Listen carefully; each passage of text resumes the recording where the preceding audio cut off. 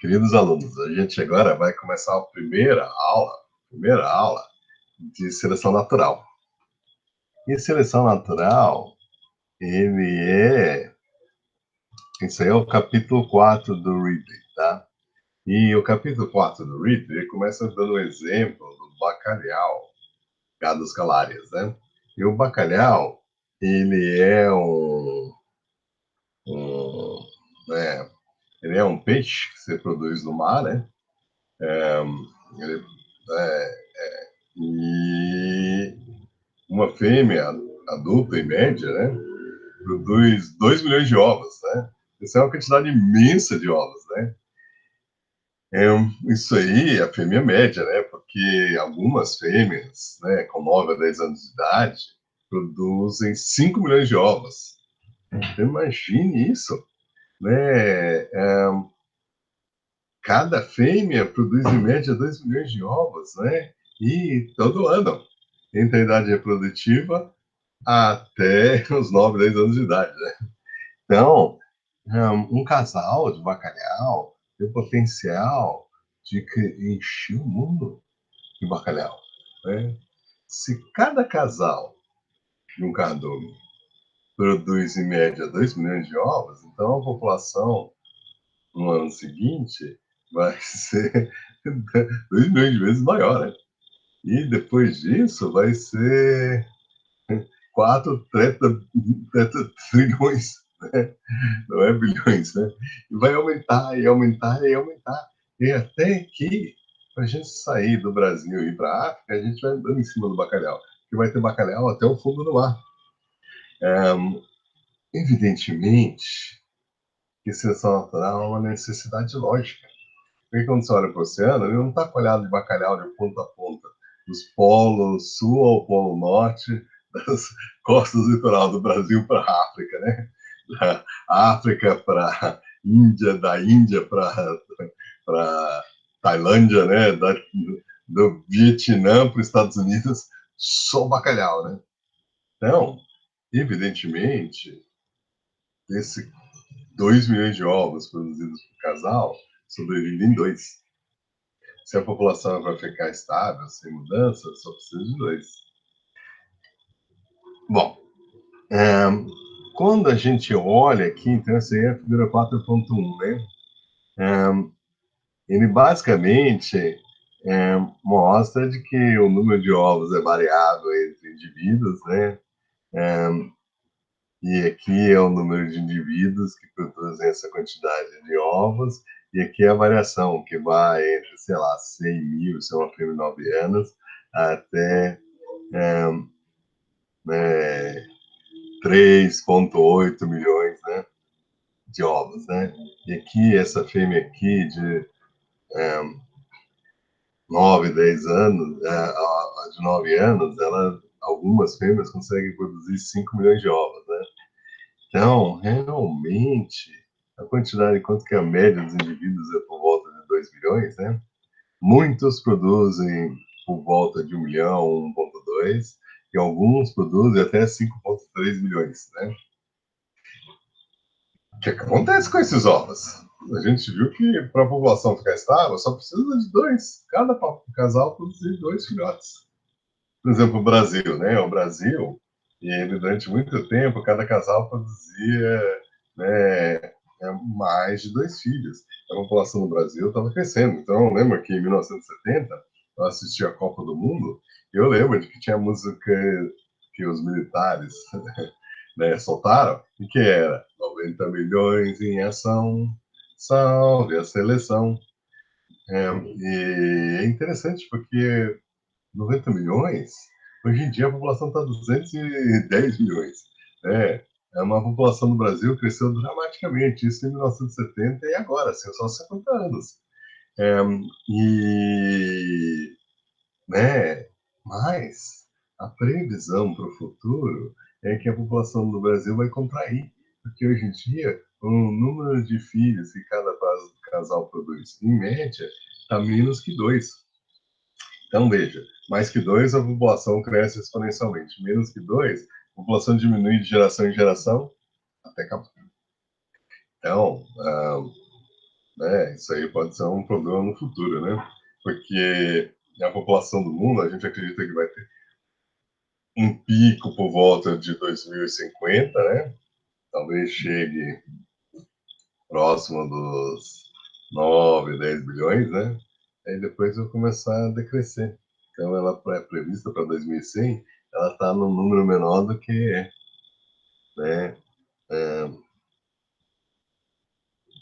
então, o bacalhau, para a população ficar estável, tem que produzir um filhote por casal, ou, quer dizer, dois filhotes por casal ao longo de toda a vida. E se ela, todo ano, ela produz milhões de ovos, né? Então, né, são, né, a maioria dos ovos tem que morrer. É, bom, a mortalidade do bacalhau nos primeiros 2 anos de vida está ilustrada nesse, nesse gráfico aqui, o segundo gráfico, é o B, que mais ou menos mostra o seguinte: a densidade de bacalhau por metro quadrado de água é 100, ou seja, assim que os ovos são colocados, você encontra 100 ovos de bacalhau por metro quadrado de água.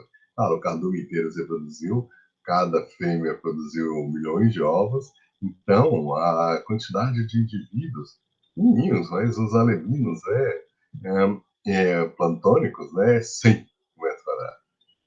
Mas depois de algum tempo ele cai para 10 por metro quadrado. Isso aí em poucos dias. E depois é 1 por metro quadrado. E depois, na verdade, você precisa de 10 metros quadrados para ter um indivíduo.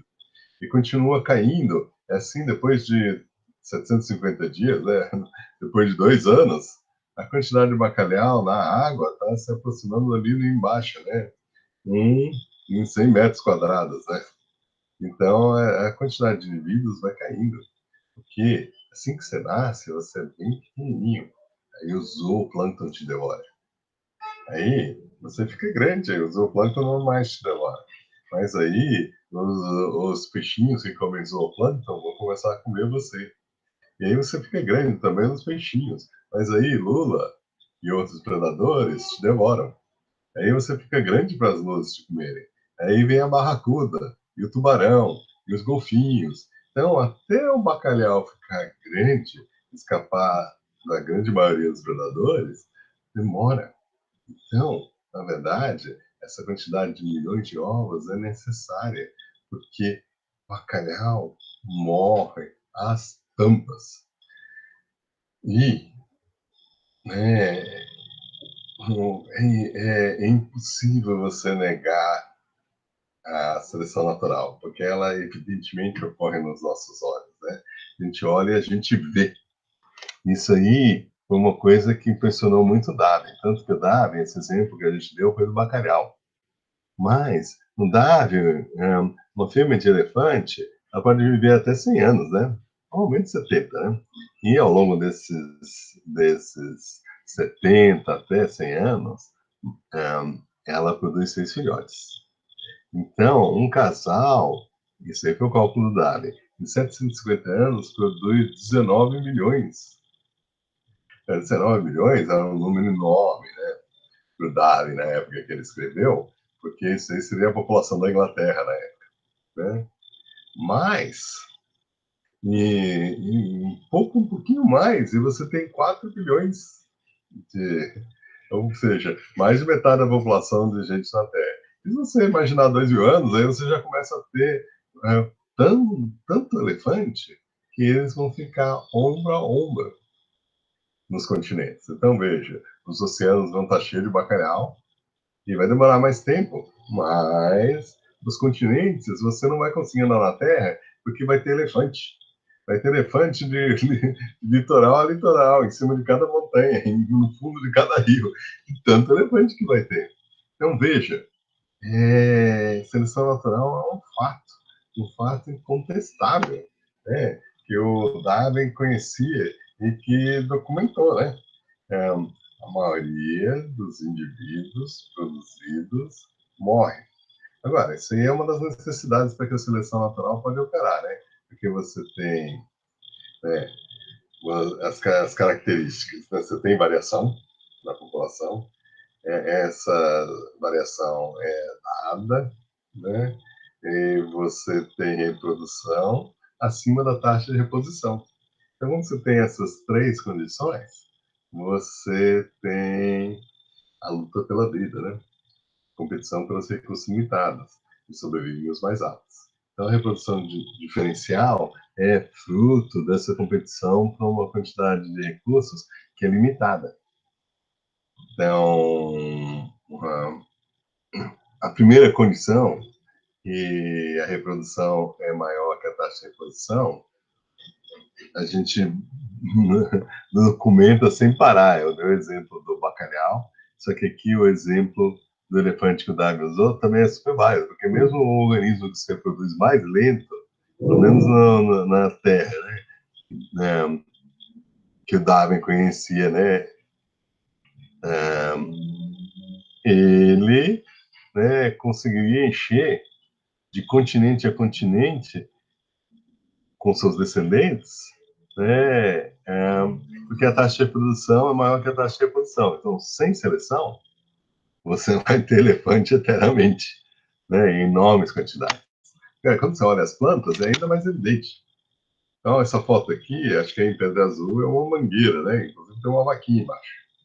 Bom, uma mangueira, em média, produz 400 frutos por ano. Para veja, uma árvore pode viver, digamos, 100 anos, e todo ano, depois que ela atinge a idade adulta, ela vai produzir 400 frutos por ano. E, veja, quantas mangas uma mangueira ia precisar produzir ao longo da sua vida para manter a população constante? Em 100 anos, uma. Então, o, né, o 400, né, 400 frutos por ano ao longo de 100 anos, né, é o que? 40 mil frutos, né, só precisa produzir um. Então,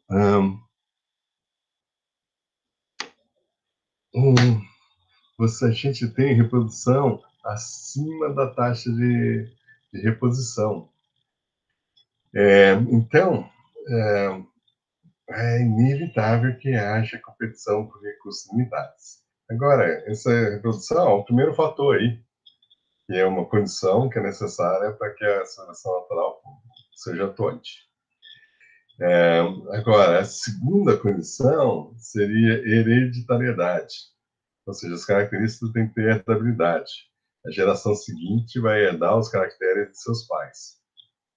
E, finalmente, a gente tem que ter variação, ou seja, os caracteres devem variar nos organismos. Tendo essas três coisas, a consequência lógica disso é que vai haver competição pelos recursos limitados. Então, veja, o valor adaptativo das características difere.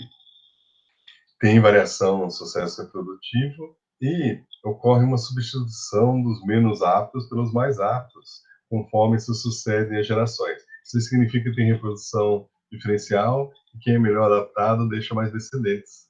E aí, ao longo do tempo, os menos aptos são eliminados e os mais aptos passam a ser dominantes na população. Bom, como que é a variação no sucesso reprodutivo em populações? Então, aqui foi ilustrado por 4 espécies de orquídeas, né? Então, aqui, essas fotos aí são de 2 delas, né? Quer dizer, basicamente, essa espécie de orquídea se reproduz atraindo um macho de vespa e convencendo um macho de vespa que a flor é uma fêmea. Então, o que acontece com o macho da vespa? Ele tenta copular com a flor, não consegue, mas pega o pólen. Depois vai para outra flor, tenta de novo, e aí é, passa o pólen de uma flor para outra. É claro que se a vespa macho ficar gastando tempo com flores, ele não vai deixar descendentes, porque ao invés de procurar as fêmeas, ele está procurando as flores. Então, existe uma pressão de seleção natural forte para que os machos não sejam enganados. Só que aí as flores, então, evoluem os feromônios necessários para enganar os machos. Então, veja, é uma competição, é um torneio, né? É uma, é uma corrida armamentista, né? Porque a resposta da orquídea leva a uma pressão de seleção natural em cima dos machos de vespa, que aí os que sobrevivem são os que não copulam com as flores, e conseguem achar as fêmeas no meio das orquídeas, né? No meio do mundo cheio de orquídeas, né? Então, é, um resultado disso é que na maioria das espécies tem uma grande quantidade de indivíduos que não se reproduzem. Então, agora esse gráfico aqui, que é a, a percentagem cumulativa dos frutos. Se uma flor se reproduziu, ela produz fruto. Então, quanto mais frutos, mais reprodução teve. E aqui é a percentagem acumulada dos indivíduos. Então, veja, se todo indivíduo produz igual quantidade de frutos, então você tem uma reta. Essa reta vai daqui a aqui. Quando você tem 100% dos indivíduos, você tem 100% dos frutos. Quando você tem 50%, você teria 50%. Esse gráfico foi criado pelos economistas para ver se um país tem uma distribuição equitável de renda ou não. Então, por exemplo, num país comunista, tipo Cuba, todo mundo tem o mesmo salário, então, conforme você vai adicionando indivíduos, você vai tendo um valor cumulativo proporcionalmente maior. Então, quando você tem 10%, você tem 10% da renda. Quando você tem 50%, você tem 50% da renda. Quando você tem 100% da renda, você tem, somada, né? Você tem 100% dos indivíduos. Agora, em países que têm uma distribuição de renda é, que não é igualitária, aí você pode ter uma situação em que a maioria dos indivíduos ganha pouco, não seria o Brasil, e alguns poucos indivíduos são bilionários, né? E ganham muito. E, então, esse gráfico aqui, ele não está no reto. Então, ó, nessa espécie aqui, a verdinha, ou esse Odetes maculata, 5% da população não produz nenhum fruto. Aí depois, 20% da população produz, sei lá, uns 4% dos frutos. Depois, 40% da população produz, vamos ver aqui, 40% da população, né, produz tipo uns 17, 18% dos frutos. Depois veja aqui, 60% da população produz, sei lá, 37% dos frutos. E aí começa a acelerar. É, por quê? Porque aí você começa a ter indivíduos que estão produzindo desproporcionalmente a quantidade de frutos, tá bom? Então, aqui o que está acontecendo? É, a primeira percentagem da população produz poucos frutos, e agora essa percentagem da população produz desproporcionalmente a quantidade de frutos. Isso aí é mais evidente em Lepantes e Wendland. E em Sídia cordígera, 80% dos indivíduos não produzem nenhum fruto. Aí os outros 20% produzem 100% dos frutos. Então veja, você tem reprodução diferencial e em Sídia cordígera é onde a reprodução diferencial é mais evidentemente desproporcional. Então, essa, é, esse gráfico ilustra que em orquídeas os indivíduos não estão produzindo a mesma quantidade de descendentes. E sim, que alguns produzem muito mais do que outros. Isso é reprodução diferencial, e isso aí é conhecido como seleção natural. Então, seleção natural é reprodução diferencial. Agora, exemplos de seleção natural são as tampas, né, na natureza, né? Então, a gente tem, por exemplo, esse gênero Delfínio, ele tem flores azuis ou roxas. E as abelhas amam essas flores. Ficam enxameando, né? Que pode ter o tamanho de uma pessoa, né? Então, você está lá no meio e está cheio de abelhas. Só que o que é interessante é que no meio de um monte de flores vai ter uma planta com flores brancas. Essas flores brancas são perfeitamente funcionais. Só que quando você olha, elas não produzem frutos. Elas tem que ter polinização cruzada, e as plantas têm baixa polinização, porque as abelhas preferem as flores azuis. Na verdade, quando elas olham em ultravioleta, elas veem bandas, né, do pigmento, né, indicando, entre aqui. E as flores brancas não têm pigmento, então elas não enxergam, elas não veem. Então, se elas pousassem na flor branca, elas iam ver que estava cheia de néctar. Mas elas nem pousam, porque é no meio das outras que estão cheias de guias dizendo entra aqui, entra aqui, entra aqui. Flor branca não tem nada. Então, elas mesmo são mutantes que ocorrem na população, mas não deixam descendentes. Bom, então qual que é o objetivo da vida, né? Então eu adoro essa piadinha, porque aqui a gente tem um peixe saindo da água pensando comer, sobreviver, se reproduzir. Aí aqui a gente tem um anfíbio, né? Ele está pensando comer, sobreviver, se reproduzir. E aqui a gente tem um réptil, ele está pensando comer, sobreviver, se reproduzir. E aqui a gente tem um macaco, né? Um mamífero, acho que é um macaco. Comer, sobreviver, se reproduzir. E aqui a gente tem um homem, ele está pensando, what's it all about? Qual que é o sentido das coisas? Por que a gente existe? Bom, a gente foi desenhado para comer, sobreviver e se reproduzir, né? Então, boa parte das nossas ações, os nossos sentimentos e assim por diante, surgiram no contexto evolutivo. Depois adquiriram novas funções dentro de uma sociedade complexa. Então, esse instinto de comer, sobreviver e se reproduzir, né? Então, a gente faz, por exemplo, quando a gente nasce, a gente só sorri para os nossos pais, né? Por quê? Para garantir de que nossos pais vão manter a alimentação da gente, né? Aí a gente vai para a escolinha e a gente arruma amiguinhos, porque um macaquinho sem amiguinhos, tá só todo mundo sem amigos, né? E os amigos são super importantes, porque os amigos vão te ajudar, você a se alimentar, vão, junto com você vão caçar mamutes, né? Então é muito importante você fazer uma turminha de amigos, né? E aí, quando você chega na idade adulta, de repente, você vai olhar para um membro do sexo oposto e sentir o amor florescer. E isso aí está ocorrendo porque os genes estão te manipulando para fazer cópias de si mesmo. Porque a sua função na vida, na esfera biológica, né, é comer, sobreviver e se reproduzir. Aí você vai sentir o amor. Aí você vai fazer o quê? Gerar a prole.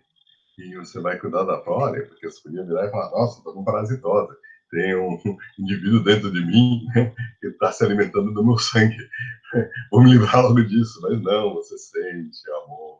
E o casal segura a mão, escuta o coraçãozinho do bebê. Porque a gente está programado, né?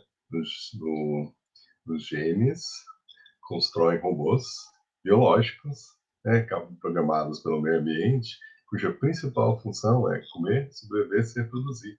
E é nosso instinto de fazer amigos, construir uma sociedade, ser altruísta, né, se casar, viver o amor, ter filhos, ter família, todo mundo junto, amiguinho, é para comer, sobreviver e se reproduzir. Principalmente para que os genes passem para a próxima geração. Então, isso aí seria uma visão biológica do porquê que a gente existe. Eu vou parar aqui e depois a gente continua com o próximo. Agora, veja, isso aí não é justificativa, tem que ser assim. Isso aí é só uma observação.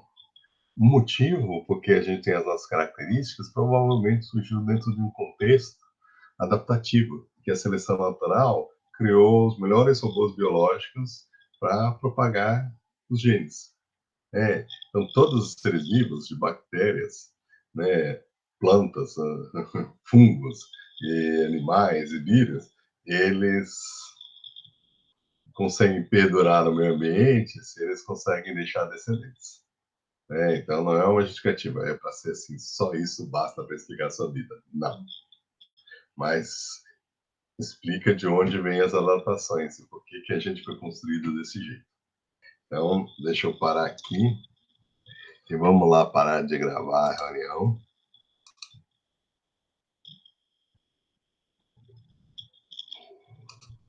Onde que está? Interromper a gravação. Então, tchau. A gente se vê de novo na unidade 2.